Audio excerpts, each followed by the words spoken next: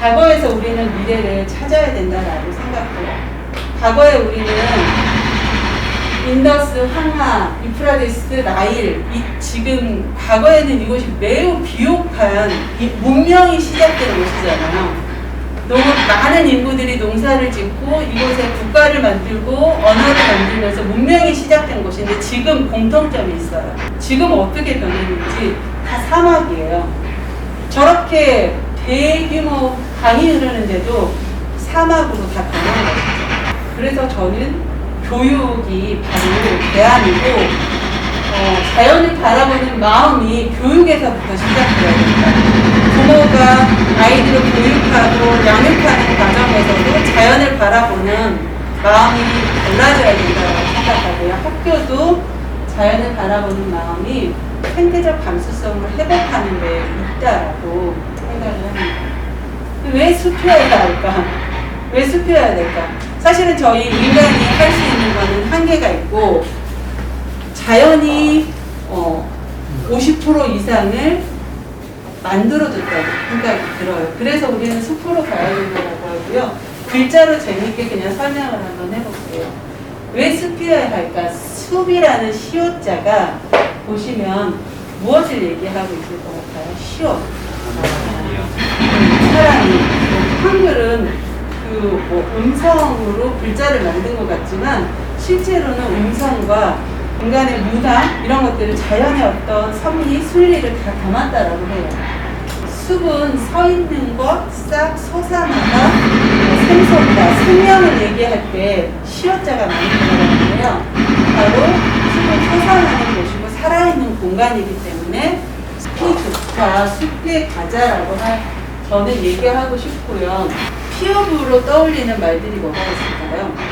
피어나다, 퍼지다. 네. 이렇게 피어나다, 푸르다, 파릇파릇 퍼지다. 숲이라는 글자가 이 생명력과 전파하는 거, 움직이게 한다라고 생각이 들어요. 숲을 림자를 보더라도 우리가 림이라고 했잖아요. 림으로 놀이, 날다, 오르다, 달리다, 노래, 할렐루야. 예를 들면 그 이탈리아 사람들의 언어들이 되게 뭐라고 해야 돼? 경쾌하잖아요.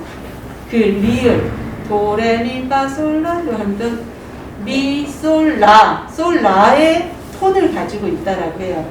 말이 좀 빠르긴 하지만 되게 에너지가 넘치는 민족들, 이탈리아들이 많잖아요. 언어에서도 그런 것들이 보일 수 있는데 리을, 꿈틀거리다, 움직임을 나타낸 아이들이 사실은 리을의 기운이 있어야 한다. 그래서 저희가 숲이라는 곳에서 아이들의 원래 본성의 모습들을 한번 키워갈 수 있도록 해보자. 그래서 자연놀이라고 하고 우리가 생태놀이라고 하는 거는 사실은 잦아드는 좀 아이들을 좀 살리고 또 지고 자기를 피어나게 하지 않는 아이들을 피어나게 좀 하고 멈춰있는 아이들을 자연 속에서 놀면서 날아오르게 좀 하자라는 위함으로 숲으로 가자라고 하고요. 그렇다면 놀이는 무엇일까? 아이들은 사실은 지형 지물을 이용한 놀이를 스스로 만드는 놀이. 저는 선생님들에게 생태교사, 놀이교사, 환경교사 이런 분들한테 강사가 아니다라고 얘기해요. 선생님들은 강사가 아니라 활동가이다. 마을 교사들이 만들어내는 프로그램이 소비되지 않게 하자라고 해요. 그리고 진짜 놀이는 아이들 속에서 예를 들면 외부 강사 선생님들이 이따만한 프로그램을 가지고 와서 이거를 다 해야 돼요. 하지만 아이들이 스스로 그곳에 있는 지형 지물을 이용해서 놀이에 빠진다면 내가 가진 프로그램을 포기하고 아이들이 놀 수 있고 그 놀이에 집중하고 확장할 수 있도록 도와주는 역할이 바로 우리의 역할이다 라고 얘기하는데요. 실제로 숲에 가면 아이들이 움직이는 것에 매우 관심이 많아요. 선생님이 예를 들면 꽃의 구성에 대해서 얘기하고 싶은데 모든 준비를 그렇게 해가지고 왔는데 그때가 또 꽃이 피는 시기이고 근데 아이들이 갑자기 나타난 개구리 예를 들면 메뚜기 이런 친구들을 보면 그 친구들에게 집중합니다. 그 친구들을 만날 수 있는 시간과 기다림이 필요하다. 그리고 놀이가 소비가 되지 않게 하자. 생태교사나 마을교사들이 프로그램을 만들어서 학교에 그냥 지원해주고 학교는 그거를 소비하는 구조가 아니라 지금처럼, 지금 순천 뿔뿔이와 왕지 초등학교처럼, 그리고 주민자치위원회와 또 마을교사분들이 함께 모여서 어떠한 것을 아이들에게 펼쳐줄 것인가, 아이들하고 함께 소통하고 할 것인가를 고민하는, 이게 바로 진정한 놀이를 만들어가고 아이들에게 긍정적인 영향을 줄 것이다. 유럽의 아이들이에요. 사실은 이렇게 있는 3살 정도 된 아이인데요. 유럽의 숭례천에 갔는데 이런 모습이더라고요. 저 옆에 선생님들이 계시고 부모님이 몇 분 계세요. 그런데도 아이들이 저렇게 놀고 있어요. 기저귀 아직 안 뗀 애들이거든요. 근데 어느 누구도 위험하다라고 하면서 아이를 내려놓지 않대요. 그냥 저 옆에 있는 거예요. 저 모습을 보면서 저는 우리 유치원과 학교가 변해야 된다고 생각해요. 우리는 이 초등교육과 유아교육 속에서 아이들의 위험함을 만나고 위험함을 딛고 일어설 수 있는 기회를 제공하지 않거든요. 우리는 너무 안전해요. 학교가 너무 안전하고 유치원이 너무 안전해요. 이런 모서리조차도 뾰족할 수가 없고 문틈도 예를 들면 문틈으로 아이들이 끼거나 하는 것도 허용하지 않는 학교 문화가 언제까지 제공될 수 있을 거라고 생각을 하세요. 아이들이 위험한 걸 알고 위험을 딛고 일어서고 위험을 경험해 봐야 그 위험에 대한 대처 능력이 자라거든요. 근데 우리는 부모와 교사, 아이들이 다치는 거에 너무 예민하게 하다 보니까 아예 싹을 잘라낸다라고 할까요? 근데 우리 사회는 그렇게 안전한 사회가 아니에요. 자기 자신을 지키고 보호할 수 있는 능력에 대한 경험을 하지 못하다 보니까 우리는 2014년에 그렇게 쓰라린 아픔을 겪었잖아요.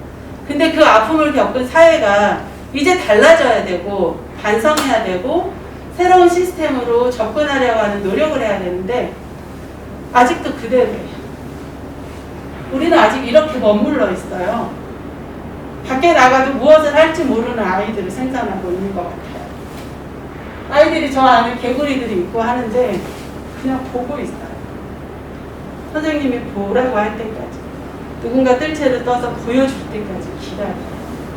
그리고 조금 나아간 것이 자연물을 이용해서 뭔가를 만드는 걸로 집중하고 있어요.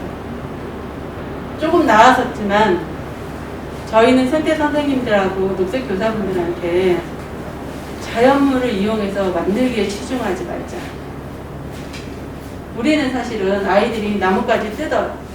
숲에 가면 아이들이 벌레를 막 밟아요. 그러면은 너는 그렇게 벌레를 밟으면 너 나중에 벌 받을 거야. 막 이렇게 위협하는 사람이 아니라 벌레를 왜 밟고 하는지를 들여다보는 사람이 되자. 대부분의 사람들이 모르면은 두려워해요. 그리고 아이가 아파트에서나 집에서나 학교에서나 벌레를 봤을 때 보여주는 어른의 모습이 죽이거든요. 그 모습을 보는 거예요. 나한테 해코지할 거야. 나를 위협할 거야 라는 생각에 숲에 가면 거미나 벌레를 죽이죠. 애벌레 찌르고. 근데 왜 그러는지는 들여다봐야 된다라고 생각해요. 근데 그거는 위협하는 사람이 아니라 왜 그런가. 그래서 애벌레를 찌르는 친구가 있다면 애벌레에 관련된 다양한 재미있는 동화책을 만나게 된다거나 애벌레를 직접 손에 얹어서 만나서 이렇게 되게 정교하고 아름다운 모습을 가지고 있다는 거를 아이가 느끼게 한다거나 이런 천천히 속도를 줄여가면서 속도를 늦춰가면서 자연을 만나는, 자연을 자원으로 생각하지 않는. 그래서 구체적으로 아이들하고 숲에 가면 마음 열기를 먼저 해요. 숲에 대한, 식물에 대한, 나무에 대한, 곤충에 대한 정보를 이야기하는 것이 아니고요. 우리가 숲에 와서 모든 공동체가 마음을 열고 함께 신체 활동을 하는 것에 집중을 합니다. 그래서 숲에서 다양성, 우리는 사실은 우리가 많이 내면화되어 버렸는데요. 누가 잘하는 거, 누가 제일 잘했어, 1등, 너무 잘했어요, 뭐 칭찬하는 것보다 모두 똑같이 같이 공동체 활동을 한다거나 빠지는 것, 뭔가에 깊이 있게 빠지면 개별 활동에 대한 것들을 보장해주면서 다양성을 만나게 해주는 데 집중을 하는 프로그램을 만들자. 각각의 아름다움을 숲에서 느끼게 해주자. 그러면서 그 아름다움을 볼 때 인간의 공통점은 어때요? 아이들도요, 그렇게 성숙되었다라고 저는 생각해요. 아이들이 자연을 만났을 때 아름다운 모습을 보면 인간이 평온해집니다. 그리고 되게 스트레스성, 그리고 선생님한테 예를 들면 인정받고자 하려고 유치원 아이들은 특징이 줄 서는 거에 매우 예민하잖아. 맨 앞에 서고 선생님 바로 턱 밑에 있으려고 해요. 내가 선생님을 인정받는 아이로 아이들은 그 안에서 경쟁하는 거예요. 그런데 자연 속에서 서열하지 않고 동그랗게 모여서 다 다양한 것들을 바라보면서 어느 것이 톡칠하게 잘한 것이 아니다라는 거죠. 이런 것들은 숲에 신기하게도 제가 이런 전문가가 아니다 보니까, 교육 전문가가 아니다 보니까 이론적으로 설명하기 매우 어렵지만 숲에 가면 선생님들께서 느끼실 수 있을 거예요. 제가 만난 친구인데요. 이 친구가 지금 아마 고등학교 한 3학년쯤 됐을 거예요. 근데 이 친구가 우리가 흔히 말하는 결손가정의 할머니 밑에서 큰 아이예요. 그래서 막 준비물도 안 해오고 해가지고 담임선생님이나 친구들이 그렇게 막 이렇게 감싸주고 챙겨주지 않는 것 같아요. 딱 보면 알아요. 근데 그 친구가 자기 얼굴을 표현하는데 처음에 왔을 때는 친구를 막 괴롭히고 욕도 잘하고 저한테 막 이루고 담임선생님한테 막 이루고 그러더라고요. 뭐든지. 근데 저 담임선생님이 저는 정말 대단했던 것 같아요. 제가 백운산 회원님에 있을 때인데요. 한 달에 한 번밖에 못 오거든요. 학교 유치원에서 올 수 있는 기회가요. 근데 저 선생님은 수배자 선생님이 없어도 된다. 나는 그냥 애들을 데리고 가겠다라면서 날마다 걸어오시는 거예요. 근데 아이들이 달라지기 시작해요. 아이들이 너무 서로를 이해해주기도 하고 나중에 시간이 지났는데 자기 얼굴에 자기의 입을 표현하는 저렇게 웃는 모습을 표현하는 모습을 보면서 저는 되게 가슴이 뭉클하더라고요. 즉각적이고 직선적이고 되게 날카롭고 가시 같은 언어를 쓰는 요즘의 아이들이 숲에 와서 처음에는 그대로 가시 같은 언어들을 쏟아내요. 하는데 활동이 어느 정도 6개월, 7개월도 쌓이다 보면 이상하게 신기하게도 언어들이 점으로 바뀌어요. 동글동글해져요. 자연을 닮은 아이들과 바뀌는 것 같아요. 이거는 경험하면서 느낄 수 있다라고 해요. 자기를 표현하는 사진은 얼마 전에 순천 뿔뿔이에서 역량 강화할 때 자연놀이, 자연 미술 놀이 같은 거 하는데 자기 얼굴을 표현하는 모습들, 자기를 알게 해주는 거죠. 자기의 감정에 대해서. 숲에 갔을 때 아이들에게 자기를 표현하게 해봐요. 자기의 감정이 어떤지. 자기의 감정이 되게 안 좋은 감정이더라도 숲에서 자기의 감정이 부드러워지는 것들 조금씩 느껴가죠. 자연에 다가갈 때 다양한 것들을 더 낮은 자세로 만나게 하기 위해서 저는 미션을 줘요. 아이들에게 무엇을 찾아오게 해주죠. 근데 다 모여서 보면 털이 난 잎, 뾰족한 잎, 벌레 먹은 잎, 냄새 나는 잎, 뭐 향기 나는 잎, 여러 가지 형태로 해서 아이들이 자연을 만나면서 자연과 비슷한 언어들을 배우죠.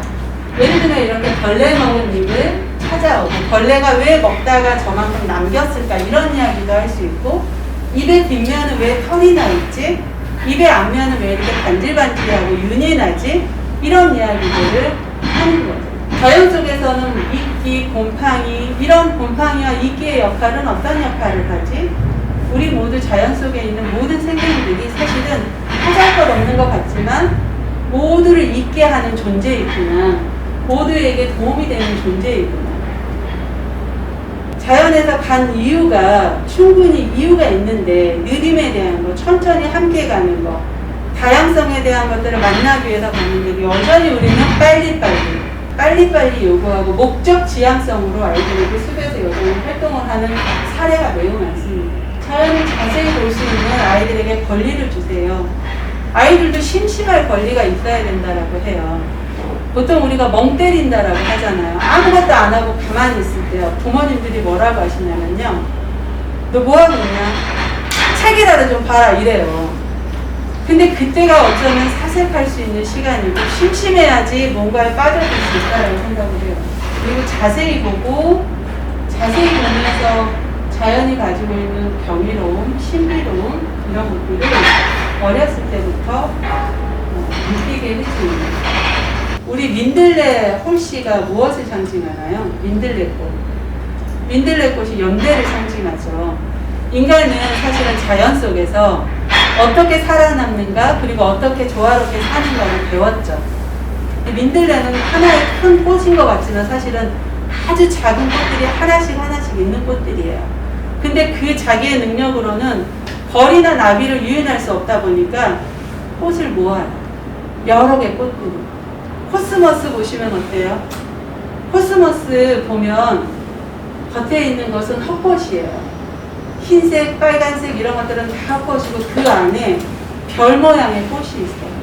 그래서 이름이 코스모스예요. 우주에, 하늘에 박혀있는 별과 같아요. 얼마나 아름다워요. 이 아름다움을, 이 신비로운 비밀을 아이들하고 만나가는 거예요. 근데 빠른 속도에 맞춰서는 몰라요.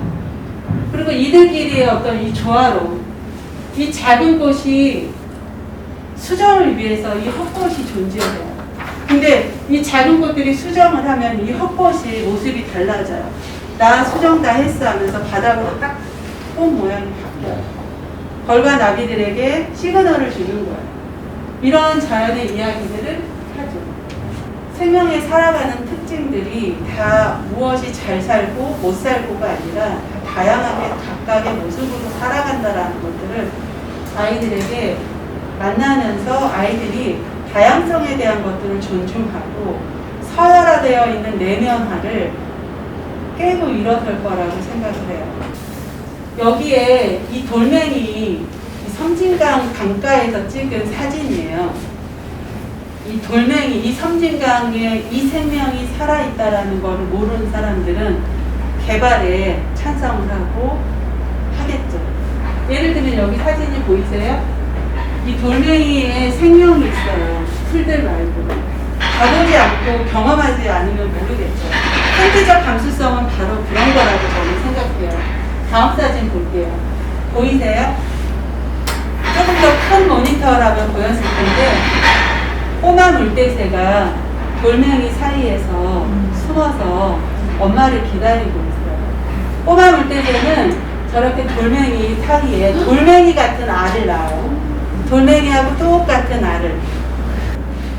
근데 이 꼬마 물대새가 이 다른 둥지도 없이 이렇게 돌멩이 사이에서 자라요. 그런데 이곳을 살인 바이크로 막 갈고 다니는 사람들을 보는 도대체 우리는 자연에 들지 않았으면 모르는 거죠. 저게 아무 생명도 없을 텐데 뭐가 문제지?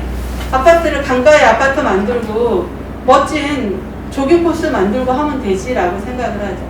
생태 감수성은 바로 그것이에요. 그거를 바라볼 수 있는 성인을 사회 구성원들을 만들어내는 거예요. 자연의 어떤 오동나무 잎, 떡갈나무 잎하고 도토리 나무들 잎으로 만들고 나뭇가지 하나 가지고도 그냥 아이들이 저러고 놀아요. 근데 우리는 나뭇가지 아이들 들면 뭐라고 하죠? 찌르기가 나. 그쵸? 버리라고 해요. 버리라고. 내려놓으세요. 해요. 나뭇가지로 놀 수 있는 것들을 개발해 주잖아요. 저렇게 저 모습 하나만으로도 저렇게 재밌어하고 나뭇가지하고 자 같은 걸로 아이들이 유일하게 하는 놀이가 뭐예요? 칼싸움이죠. 우리 어른들이 칼싸움만 보여줬기 때문에 텔레비전을 틀면 전쟁 영화에 서로 죽이고 싸우는 모습을 보여주다 보니까 나뭇가지로 뭘 놀지를 몰라요. 하지만 숲에 가서 생태놀이 선생님들하고 나뭇가지로 뭘 하고 노는지를 만나게 하는 거죠. 그래서 위험한 대상이 아니다. 우리는 그거를 놀이로 아이들에게 다가서게 해주는 거죠. 저도 이런 거 되게 좋아하거든요.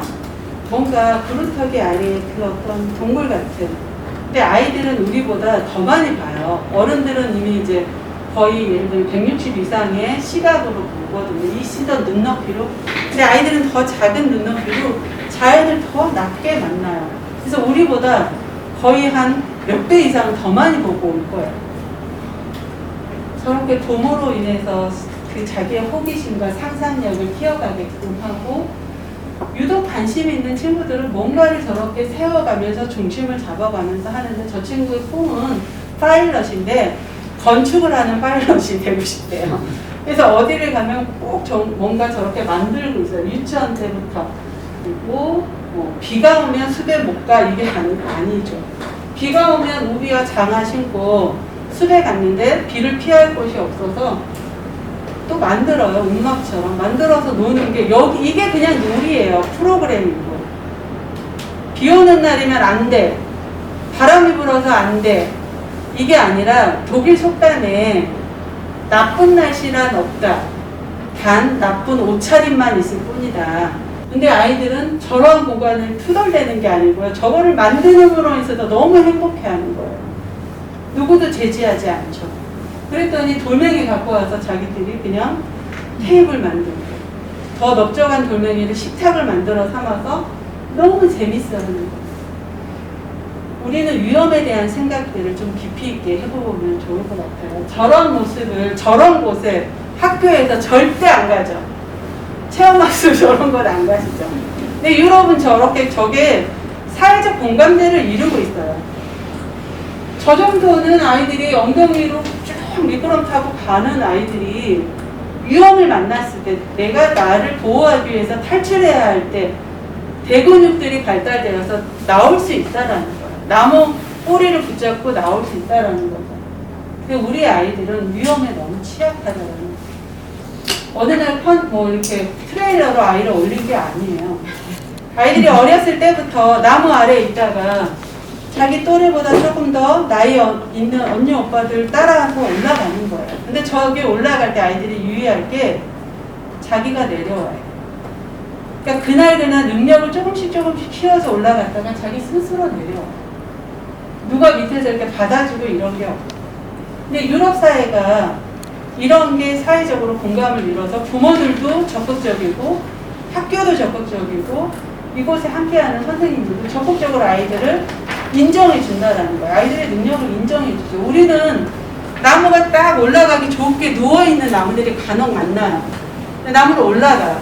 올라가면 선생님이 옆에서 떨어, 내려와, 위험해, 하지마, 밖에 나가서도 뛰지 말라고요. 실내에서 뛰지 말라는 거는 사회 구성원으로서 매너를 지키기 위해서, 공동체 아파트에 사니까 매너를 지키기 위해서 그렇지만, 학교 갔을 때 뛰어보게끔 프로그래머 하자. 자연 속에서 그냥 또 이제 아이들하고 오수를 즐기기도 해요. 그냥 보자기 같은 거를 준비해서 돗자리 준비시키지 않고요. 보자기 그냥 가방에 개지 않고 넣어도 되거든요. 숲에 가서 저렇게 누워서 바라보는 나무를 보면서 아이들이 무엇을 느낄까요? 다 물어볼 수는 없지만 되게 편안한 상태로 신체, 감성 이런 것들이 되게 편안한 마음으로 되더라고요. 다양한 놀이로 접근해 보는 거예요. 나무가 버린 것들을 주워서 나무의 특징도 이해하면서 예쁜 카드도 만들어 보기도 하고 숲밥상도 차려보기도 하고, 그리고 나무와 곤충 이야기들을 하면서 곤충과 나무들의 관계, 서로 경쟁 관계인 것 같지만 상호 교류하면서 공존하는 관계들도 매우 많아요. 나무에서 나무와 불감놀이 하면서 밧줄놀이로 함께 아이들하고, 큰 구조는 저희가 하지만 이런 작은 매듭들은 아이들에게 기본 매듭을 알려주고 매듭을 이용해서 같이 구조물을 만드는 놀이들을 해요. 그리고 중요한 건 아이들의 인격체, 작지만 한 인간의 인격체로 존중해주고 대해야 된다는 거예요. 저는 심지어 이런 경우가 있어요. 1학년에 오신 선생님께서 아이한테, 아이가 돌출행동을 하고 말을 듣지 않으니까 나무에 딱 두고 너 여기다 묶어놓고 온다, 우리 갈 거야, 너만 여기 있어, 이런 경우도 봤어요. 근데 그 아이가 다음에 숲에 오고 싶을까요? 나 조금만 말 안 들으면 숲에 혼자 버려질지도 몰라. 이런 생각을 할 수도 있겠죠. 그래서 숲 아이들은 하나의 인격체로 대하자. 제가 되게 좋아하는 사진이에요. 저 작은 곤충도 나뭇잎을 왜 다 저렇게 먹지 않았을까요? 우리 인류에게 주는 메시지인 것도 같아요. 근데 아이들이 답을 줘요. 아이들한테 묻거든요. 이 벌레가 왜 이거 다 먹지 않고 이렇게 남겼을까? 라고 물어보면 아이들이 뭐라 그러냐면 맛이 없어서, 아니면 내일 또 먹으려고, 다른 거 또 먹으러 가려고 막 그래요. 그게 맞아요. 자연은 사실은 자연의 모든 생명체는 저장하려고 하지 않아요. 인간만이 저장을 해요. 다 해치워버리죠. 근데 자연은 저렇게 자기가 저거를 다 먹어버리면 자기가 서식할 수 있는 공간을, 그 대상을 완전히 이별할 수 있고 사라질 수 있다는 걸 알아요. 그래서 남겨둬요. 그리고 다음에 누군가가 먹거나 내가 먹거나 하는 것들이 저 작은 벌레가 알고 있다는 거예요. 단풍나무 이야기는 다 아시죠? 이미 현대자동차가 이거를 광고로 활용을 했어요. 단풍나무 씨앗이 이렇게 있어요. 씨앗을 열어보면 안에 점처럼 모래알갱이처럼 가느다란 씨앗이 있죠. 근데 그 씨앗이 단풍나무 아래에 떨어지면 자라지 못해요. 왜냐하면 단풍나무 이파리가 되게 넓잖아요. 그늘을 만들다 보니까 멀리 날아가서 햇볕 아래에서 싹을 키우라고 이렇게 날개를 달아요. 이런 거는 소나무 솔씨에도 붙어 있고, 식물들은 저렇게, 나무들은 저렇게 자신의 다른 삶을 만들어낼 때 내 밑에서 나의 보호를 받으면서 네가 잘 자라, 이게 아니에요. 더 멀리 가라고 하죠. 근데 때로는 이렇게 곤충들이 참나무 아래에 가면 태풍도 지나지 않았는데 이렇게 나뭇잎들이 떨어져 있는 것 같아요. 바로 도토리 거위벌레라고 하기도 하고 참나무 거위벌레라고 하는데요. 이렇게 생겼어요. 쌀 자구미보다 약간 커요. 근데 그런 녀석들이 왜 이렇게 나뭇가지를 잘라서 바닥에 이렇게 다 떨어뜨려 놓냐면요. 왜 그러냐면요. 이 도토리에 알을 낳아요. 근데 도토리 알을 낳았는데 도토리가 익으면 도토리가 어떻게 돼요? 나무 위에서 떨어지겠죠. 떨어지면 떼르르르 굴러가 버려요. 근데 이 거위벌레가 거기다 알을 낳았잖아요. 땅속에서 겨울을 낳고 내년 봄에 딱 나와야 되는데 참나무가 있으면 좋겠죠. 그러니까 이 작은 벌레가 참나무를 이렇게 알을 낳고 자르면 이게 멀리 굴러가지 않고 아까처럼 나무 아래에 이렇게 떨어져요. 도토리를 먹고 일정하게 자라다가 땅속에서 겨울을 나고 내년 봄에 딱 올라왔을 때 짝을 만나서 다시 짝짓기를 완성한 후에 잘라요. 도토리에 알을 낳고 내년에 자기의 어떤 다음생이 나오면 도토리 나무가 있는 곳에, 그러니까 다시 새로운 생을 시작하면 좋겠다라는, 자연은 예를 들면 이렇게 자연에서 이런 것들을 만나고 이런 이야기들을 접하는 것이 바로 생태계의 힘이지 않을까 싶습니다. 긴 시간 동안 함께 해주셔서 감사하고요. 오늘 마무리하도록 하겠습니다. 제가 너무 좀 지루해서 너무 죄송해요.